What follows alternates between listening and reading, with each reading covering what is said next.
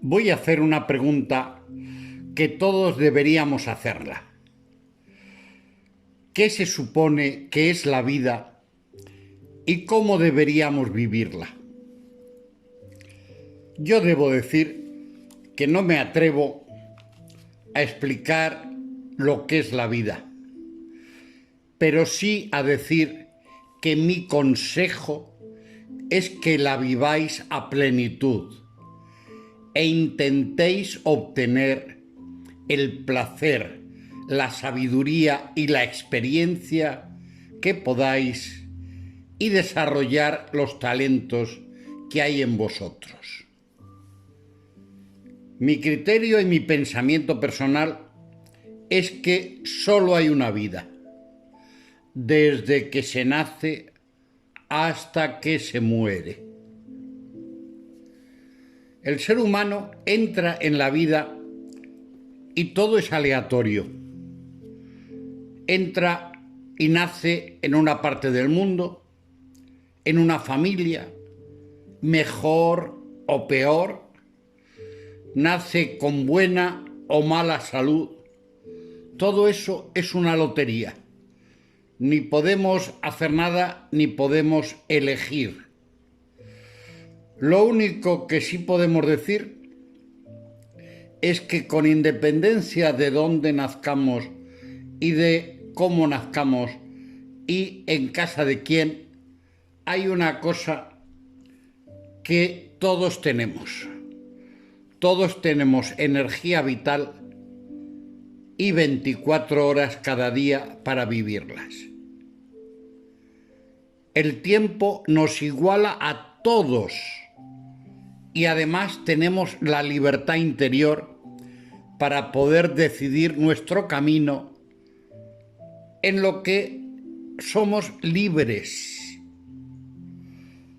Alguien en un momento cultural y económico elevado tiene más posibilidades en la vida. Por supuesto, si naces en una familia acomodada y tienes la posibilidad de estudiar, de hacer una carrera en una buena universidad, todo eso te da unas mejores posibilidades. También el que nazca con un grado de talento o una serie de talentos desarrollados tiene mayores posibilidades. Digamos que un chico que mida 2 metros, que sea ágil, que tenga una capacidad para correr por una pista de baloncesto, encestar, que disfrute con ese deporte, tiene ya muchas posibilidades de tener una vida de deportista y de tener después unos ingresos y una vida de fábula. Ahora, cada persona tiene que encontrar sus talentos y a su vez tiene la posibilidad de ser feliz, puesto que ese sería el objetivo que deberíamos de tener todos.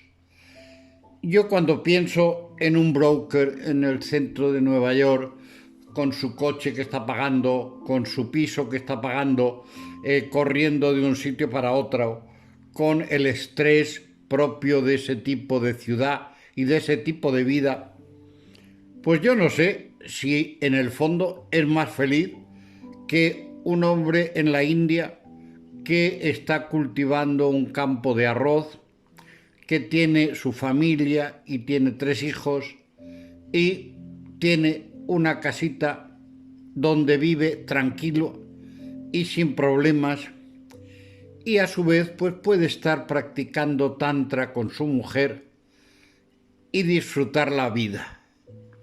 ¿Quién de los dos es más feliz?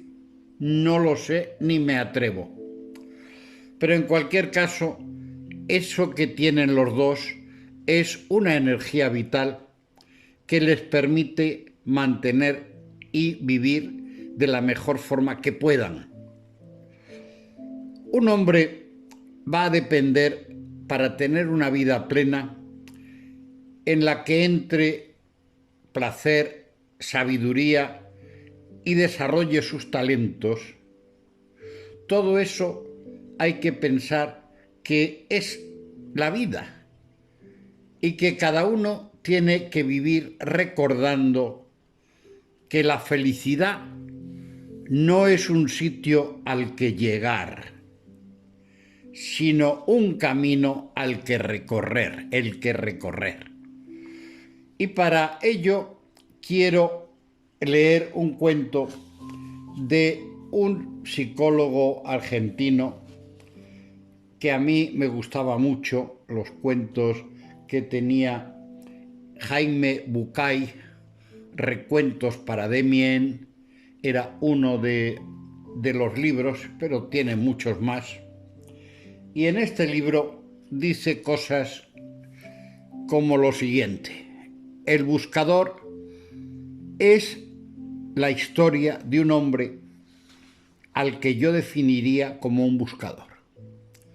Un buscador es alguien que busca, no necesariamente es alguien que encuentra. Tampoco es alguien que sabe lo que está buscando, es simplemente para quien su vida es una búsqueda. Un día un buscador sintió que debía ir a la ciudad de Caamir. Él había aprendido a hacer caso riguroso a esas sensaciones que venían de un lugar desconocido de sí mismo, así que dejó todo y partió. Después de 2 días de marcha por los polvorientos caminos, divisó Caamir. A lo lejos, un poco antes de llegar al pueblo, una colina a la derecha del sendero le llamó la atención. Estaba tapizada de un verde maravilloso y había un montón de árboles, flores, pájaros. La rodeaba por completo una especie de valla pequeña de madera lustrada. Una portezuela de bronce lo invitaba a entrar. De pronto sintió que olvidaba el pueblo y sucumbió ante la tentación de descansar por un momento en ese lugar. El buscador traspasó el portal y empezó a caminar lentamente entre las piedras blancas que estaban distribuidas como al azar, entre los árboles. Dejó que sus ojos fueran los de un buscador. Quizá por eso descubrió sobre una de las piedras aquella inscripción: Abdul Tareh vivió 8 años, 6 meses, 2 semanas y 3 días. Se sobrecogió un poco al darse cuenta de que esa piedra no era simplemente una piedra, era una lápida. Sintió pena al pensar que un niño de tan corta edad estaba enterrado en ese lugar. Mirando a su alrededor, el hombre se dio cuenta de que la piedra de al lado también tenía una inscripción y se acercó a leerla. Decía: Yamar Khalib vivió 5 años, 8 meses y 3 semanas. El buscador se sintió terriblemente conmocionado. Este hermoso lugar era un cementerio y cada piedra una lápida. Todas tenían inscripciones similares: un nombre, el tiempo de vida exacto del muerto, pero lo que lo contactó con el espanto fue comprobar que el que más tiempo había vivido apenas sobrepasaba 11 años. Embargado por un dolor terrible, se sentó y se puso a llorar. El cuidador del cementerio pasaba por allí y se acercó. Lo miró llorar por un rato en silencio y luego le preguntó si lloraba por algún familiar. No, ningún familiar, dijo el buscador. ¿Qué pasa en este pueblo? ¿Qué cosa tan terrible hay en esta ciudad? ¿Por qué tantos niños muertos enterrados en este lugar? ¿Cuál es la horrible maldición que pesa sobre esta gente y que lo ha obligado a construir un cementerio de chicos? El anciano sonrió y dijo: «Puede usted serenarse, no hay tal maldición. Lo que pasa es que aquí tenemos una vieja costumbre. Le contaré. Cuando un joven cumple 15 años, sus padres le regalan una libreta como esta que tengo aquí, colgada de mi cuello.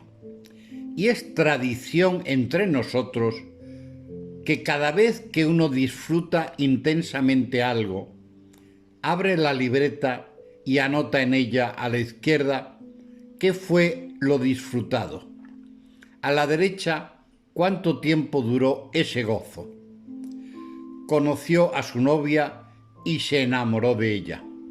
Cuánto tiempo duró esa pasión enorme y el placer de conocerla. Una semana, 2, 3, 3 y media, y después la emoción del primer beso. ¿Cuánto duró? El minuto y medio del beso, 2 días, una semana, y el embarazo o el nacimiento del primer hijo, y el casamiento de los amigos, y el viaje más deseado, y el encuentro con el hermano que vuelve de un país lejano. ¿Cuánto duró el disfrute de estas situaciones? ¿Horas? ¿Días?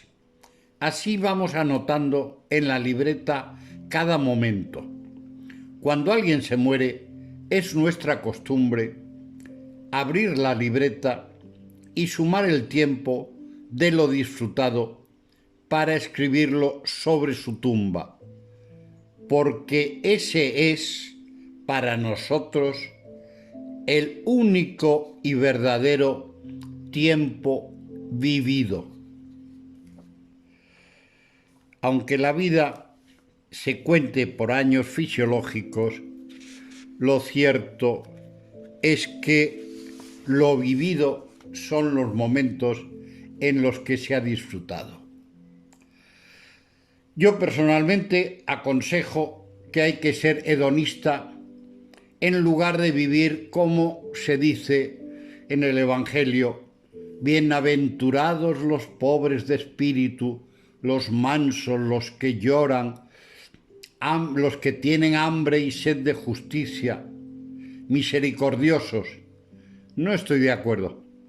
El hombre tiene que intentar ser lo mejor posible y obtener la mayor satisfacción posible.